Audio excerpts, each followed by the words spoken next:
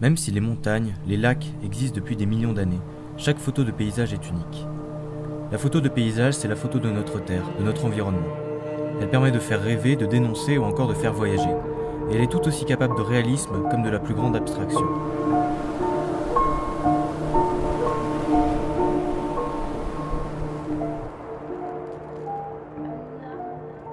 Alors salut à tous, j'espère que vous allez bien, je suis content de vous retrouver pour la suite de cette série qui me tient à cœur, que j'ai eu la chance de pouvoir développer puisque cette fois-ci on aura un invité dans la vidéo qui s'appelle Sébastien, c'est un Instagrammeur qui fait de la photo de paysage et qui nous apportera son expérience.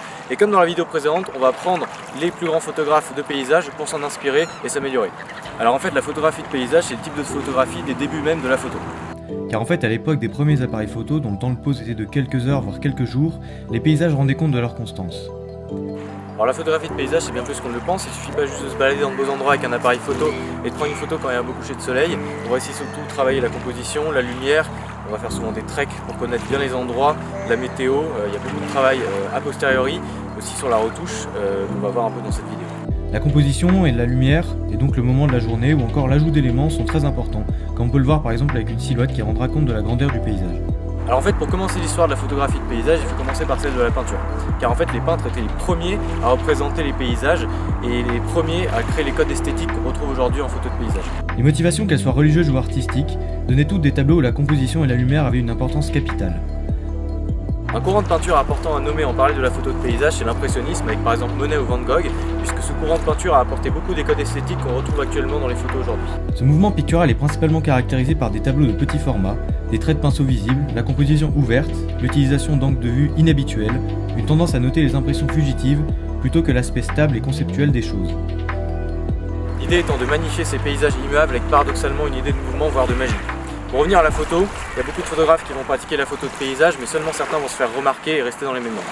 On peut donc citer un photographe qui sera précurseur dans ce courant photographique dans les années 1910, Ansel Adams. Ansel Adams apporta beaucoup d'améliorations techniques aux appareils puisque c'est lui en gros qui a presque créé la cellule de mesure de lumière qui aujourd'hui équipe tous les appareils qui permet de faire une bonne exposition correcte. Ses photos étaient aussi beaucoup axées sur l'écologie, et c'est grâce à lui et ses photos du Yosemite que ce parc devint aussi célèbre. La photographie de paysage s'inscrit souvent dans une optique écologique dans le but de dénoncer les agissements de l'homme sur le paysage, de faire des reportages sur l'état actuel de notre planète ou alors tout simplement pour nous faire voyager et nous rappeler d'observer plus autour de nous. L'écologie est une dimension importante, mais la photo de paysage est aussi portée par des artistes à la limite entre photo et peinture, où l'abstraction est poussée à l'extrême. La photo de paysage est aussi beaucoup utilisée dans les sites de stock photo, car elle permet d'exprimer facilement des émotions et représente facilement un lieu. Maintenant, l'objectif c'est de s'inspirer des plus grands et de retirer leurs enseignements pour s'améliorer. Je rejoins donc Sébastien, qui est le genre de photographe à sortir tous les week-ends en montagne, armé de son appareil photo, pour capter de magnifiques images. Premier objectif, la dent de Diamant. Cette formation rocheuse me fait un peu penser à Yosemite, avec ses immensités de forêts et de montagnes. L'ascension commence, et les nuages balayant les montagnes nous offrent un spectacle magnifique. Donc le premier photographe qui va nous intéresser aujourd'hui, c'est Adams, qui est un Américain né en 1902. Il est assez connu pour ses paysages en argentique noir-blanc du parc Yosemite. Justement dans ses photos, il y a un assez fort contraste et c'est un peu ce qu'on est venu chercher aujourd'hui. Donc là on a un peu ce décor de Yosemite mais en Suisse avec justement ce contraste un peu entre l'obscurité et la lumière.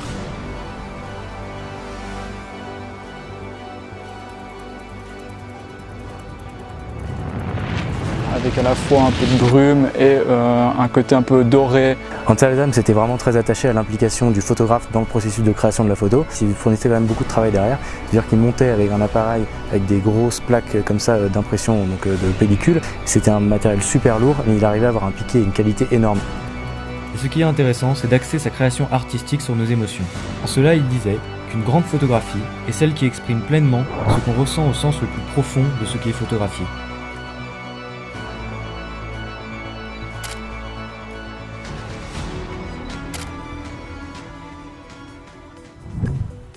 Alors là on est sur le lac de Gruyère, on est venu ici pour faire des photos aériennes en particulier. Yann Arthus Bertrand qui est un photographe, réalisateur, reporter français qui a notamment créé le film Home. Et la particularité de son travail, c'est qu'il prend beaucoup de photos aériennes à partir d'un hélicoptère. Et donc ici on est venu chercher ça, cette perspective vue de dessus avec le drone. On voulait surtout avoir un jeu de texture en fait, sans forcément avoir une bonne lumière. Et ici on a eu pas mal de chance d'avoir justement un reflet assez bleuté et des nuances dans les bleus. D'un point de vue qui quelques années auparavant nous paraissait complètement nouveau, Yann Arthus Bertrand voulait témoigner de la beauté du monde et tenter de protéger la Terre, dans son livre La Terre vue du ciel. Sensibiliser par l'image était son idée principale. Avec un habile jeu de texture, on découvre au travers de ses photos des paysages d'une richesse insoupçonnée.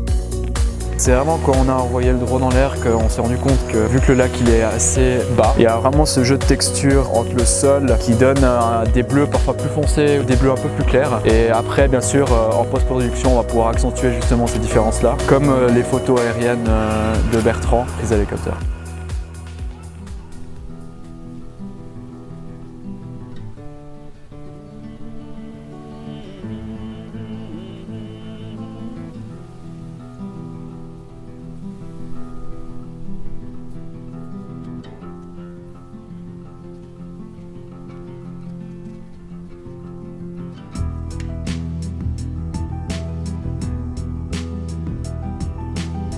La photographie de paysage, c'est pas simplement des magnifiques paysages que l'on peut voir au coucher de soleil avec beaucoup de contrastes, des vagues, du mouvement ou de l'eau dans des magnifiques endroits. Ça peut être aussi des paysages très simples et c'est pour ça que je vais vous parler de Franco Fontana, qui est l'un des plus grands photographes de paysages de notre époque. Alors Franco Fontana, c'est un photographe italien qui est né en 1933, qui a commencé dans les années 60 et petit à petit il s'est instauré comme le maître de la couleur. Il faut voir ces photos, elles ont une colorimétrie incroyable. C'est très simple, il y a juste des lignes mais il y a des couleurs qui sont magnifiques.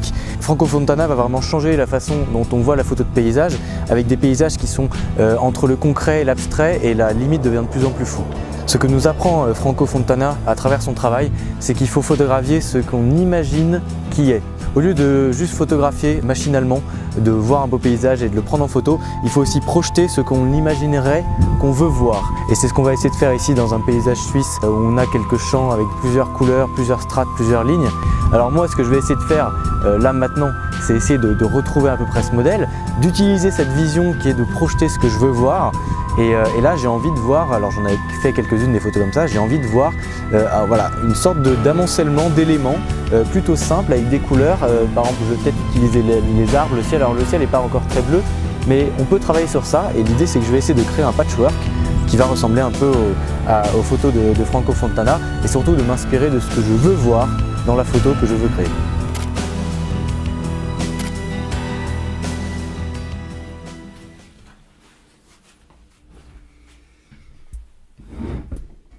Bon alors j'espère que cette vidéo vous a plu. C'était donc la deuxième de la série sur l'histoire de la photo. L'idée étant de développer, donc de parler des types de photographie sous un côté historique et un côté artistique. J'ai mis un peu de temps à faire cette vidéo parce que avec le temps, avec Sébastien qui est venu nous aider, c'était difficile aussi de prévoir les moments où on allait tourner. J'ai mis un peu de temps mais j'ai enfin réussi à la sortir et je suis très content du résultat, j'espère que ça vous a plu. Pour les nouveaux qui arrivent sur la chaîne, je vous invite à liker et puis à regarder les autres vidéos et puis peut-être à vous abonner, ce sera super sympa. Pour les petites annonces de ce qui va se passer ensuite, je vais continuer ma série Les Scripts, donc l'idée ça va être de faire du vlog mais un peu plus vivant, un peu plus dans l'idée de raconter une histoire au lieu de juste de faire des faces caméra avec la caméra qui tremble, j'aime pas trop. Donc là je suis en train de faire le vlog de l'été dernier, j'ai filmé un mariage, du coup je vais vous expliquer comment ça s'est passé. Après je suis parti en Turquie et en Grèce, donc aussi pareil je vais essayer de faire une petite vidéo de comment étaient les vacances, qu'est-ce que j'ai pu faire, j'ai conduit des projets avec des amis instagrammeurs. Donc voilà, et puis après on partira sûrement sur la suite de cette vidéo, peut-être la photographie de portrait, ou peut-être même la photographie argentique, je sais pas encore mais bon on va voir, si ça se développe, si ça marche bien je serai très content. Donc voilà, juste petit mot de fin, l'idée c'est que voilà, je voulais vous dire que si ça vous a plu, vous pouvez me le faire savoir, ce sera le plus gros cadeau que vous pouvez me faire, et puis si la chaîne vous plaît, et abonnez-vous, et puis voilà, moi je serai très content et je retourne au boulot pour vous servir de plus en plus de vidéos. Allez, ciao!